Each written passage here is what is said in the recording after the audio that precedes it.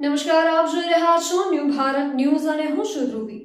આમ આદમી પાર્ટીના નર્મદા જિલ્લા પ્રમુખ નિરંજન વસાવાએ ગંભીર મુદ્દા પર પોતાની વાત રજૂ કરતા જણાવ્યું કે કેવડિયા ગોરા ગામ ખાતે સ્ટેચ્યુ ઓફ યુનિટીથી ફક્ત 1 કિલોમીટર દૂર આવેલ ગોરા ગામના ઉમેદભાઈ તડવી, જેમની 19 એકરથી પણ વધુ જમીન સરકારે ટ્રસ્ટના નામે અને એસઓ સત્તામંડળના નામે કરી દીધેલ છે। આજથી 15 દિવસ પહેલા પ્રાંત અધિકારી, મામલતદાર સાહેબ અને પોલીસ પ્રશાસન દ્વારા આ ખેડૂતની 3.5 એકરની જમીન, જેમાં તુવેર, જુવાર અને બાજરીનો પાક હતો, એ પાક પર ઇટાચી મશીન ફેરવી દઈ અને જમીન લેવલિંગ કરી તેને બીજા પ્રોજેક્ટમાં લઈ જવામાં આવી રહી છે અને ત્યાં પણ બાંધકામ કરવામાં આવી રહ્યું છે। ત્યારે પોલીસ અને સરકારી અધિકારીઓ જોડે પોતાની જમીન પર બાંધકામ કરી રહેલા અધિકારીઓને ઉમેદભાઈ તડવી તેમજ તેમનો પરિવાર રજૂઆત કરવા જાય છે કે સાહેબ, અમારી જમીન શા માટે તમે લઈ રહ્યા છો? સર્વે નંબર અમારા નામનો છે, અમારા નામ મુજામાં મારું નામ છે અને તમે અમારી જમીન કેમ લઈ રહ્યા છો? તે બાબત પર પોલીસ અધિકારી દ્વારા તેમને ધક્કો મારવામાં આવ્યો અને ખેતરની બહાર કાઢી મૂકવામાં આવ્યા। અત્યારે ઉમેદભાઈની ઉંમર 70 થી 80 વર્ષની છે। તેમના બાપ દાદાએ આ દિન સુધી સરકાર પાસેથી પણ 1 રૂપિયો લીધો નથી અને કોઈ પણ જાતનું વળતર નથી લીધું।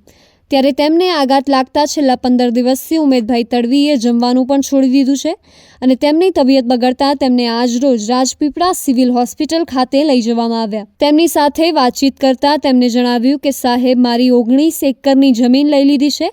અત્યારે 15 દિવસ પહેલા 15 એકર જમીન લઈ લીધી હતી। હવે મારા બાળકો, મારા પરિવાર શું ખાશે, કેવી રીતે રહેશે, એના ટેન્શનથી મેં અન્નનો ત્યાગ કર્યો છે અને મને અત્યારે એ વાતનું ટેન્શન છે કે સરકાર અમારી જમીન લઈ લીધી છે। અમારા બાપ દાદાએ પણ 1 પણ રૂપિયો લીધો નથી અને અમે પણ હજી હાલ જીવીએ છીએ તેમ છતાં સરકારનો 1 પણ રૂપિયો નથી લીધો।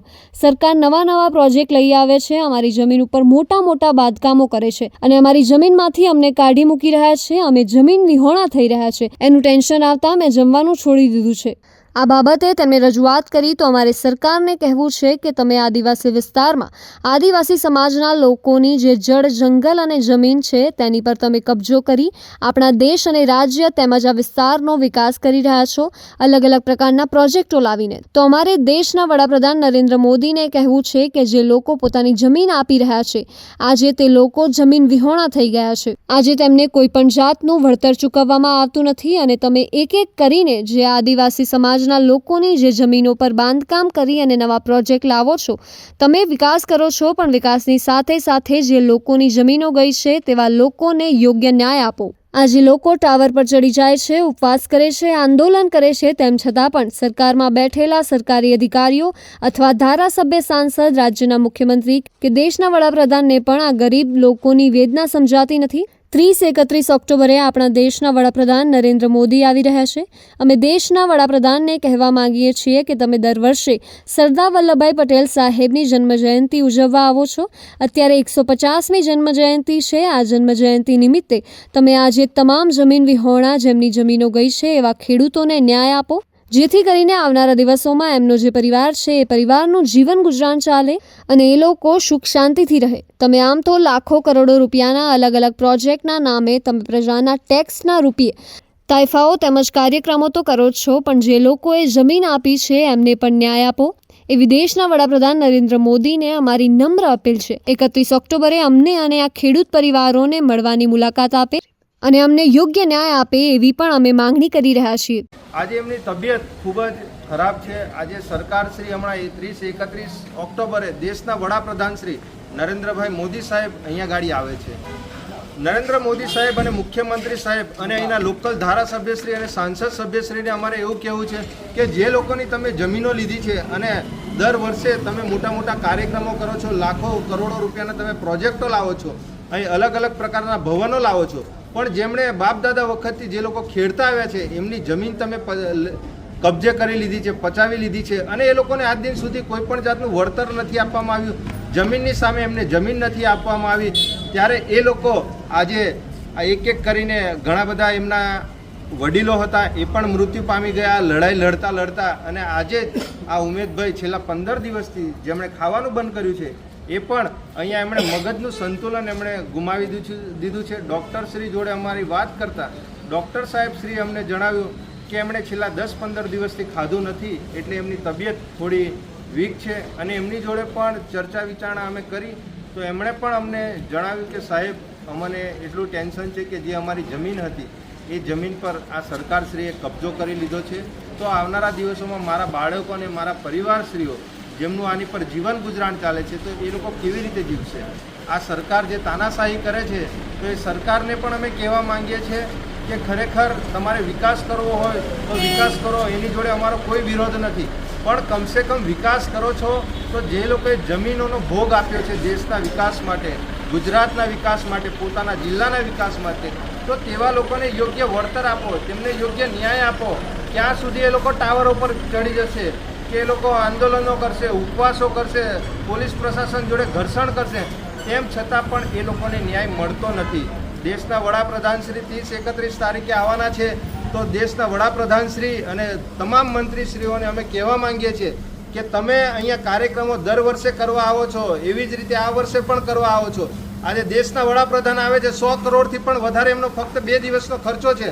આજે પાણીના બોટલો 75 લાખ રૂપિયાના. દેશના વડાપ્રધાન શ્રીને પણ અમે ગયા વર્ષે પણ માંગણી કરી હતી કે સાહેબ શ્રી આ જે લોકો આજે વિસ્થાપિત થયા છે તો તેવા લોકોની જે તમે જમીનો લીધી છે અને નવા જે પ્રોજેક્ટો લાવો છો, નવા ભવનો લાવો છો, નવી હોટલો ખોલો છો અને કરોડો રૂપિયાના જે તાઇફાઓ કરો છો, એની સાથે અમને કોઈ એ નથી, પણ કમસે કમ જે લોકોની જમીનો લીધી છે તો તેવા લોકોની એમની મુલાકાત આપો, એમના પરિવાર જોડે એમને મળો કે ભાઈ તમારા પરિવારના લીધે તમે જે જમીન આપી છે એના લીધે આપણા દેશનો વિકાસ થાય છે, આપણા રાજ્યનો વિકાસ થાય છે, આપણા જિલ્લાનો વિકાસ થાય છે, આપણા વિસ્તારનો વિકાસ થાય છે.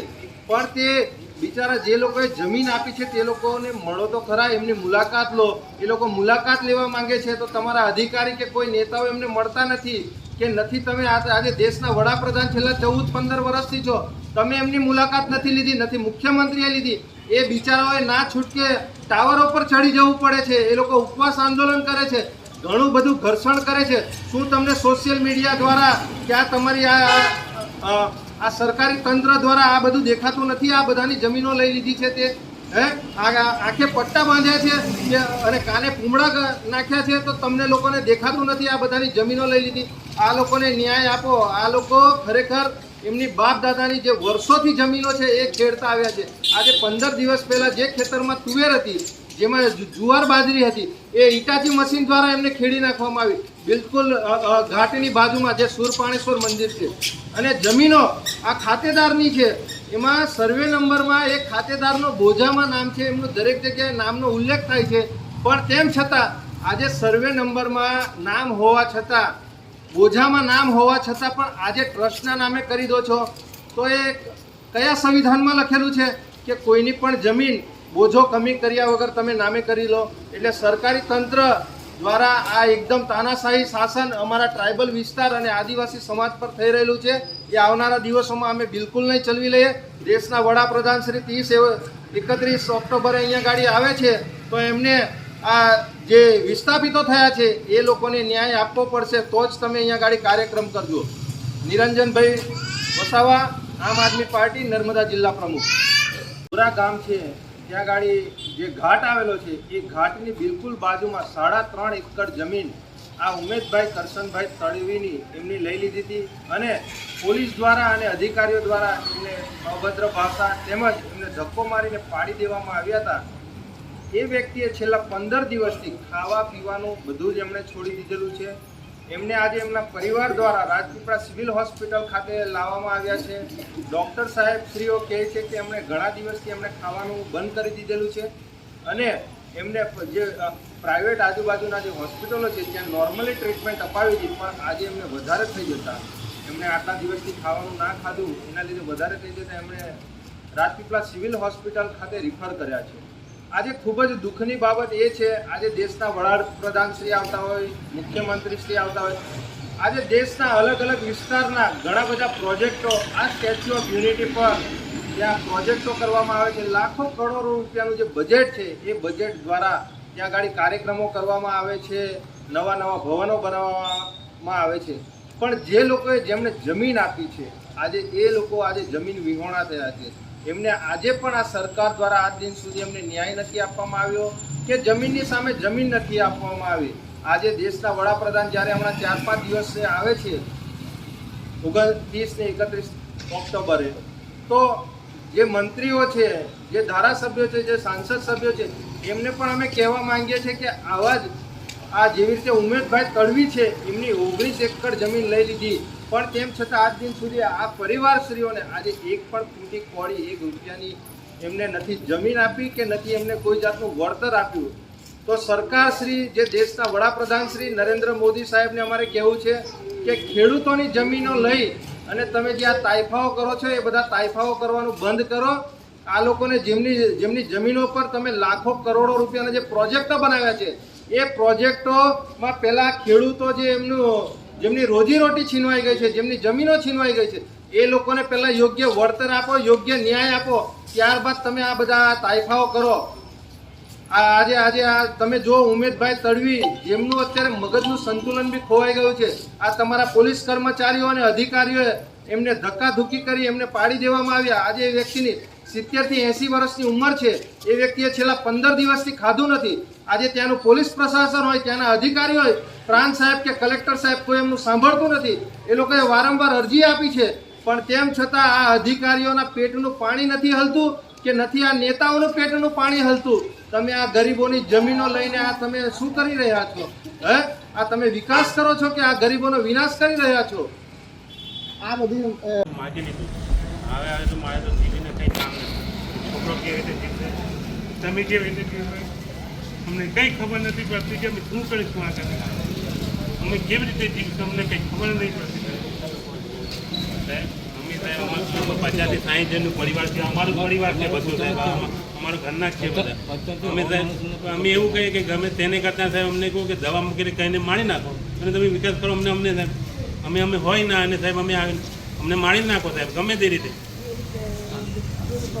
જેવું કરો તેવું કરો સાહેબ. કેમ કે અમારો 70 થી 70 જણનું પરિવાર છે, એમને દવા મૂકો કે ગમે ત્યાં પૂરું ગમે તે ફેંકી જાઓ અને મારી નાખો અને પછી વિકાસ કરો તમે અમારી જમીન પર. તમને અમે નડિયા જ ના થાય.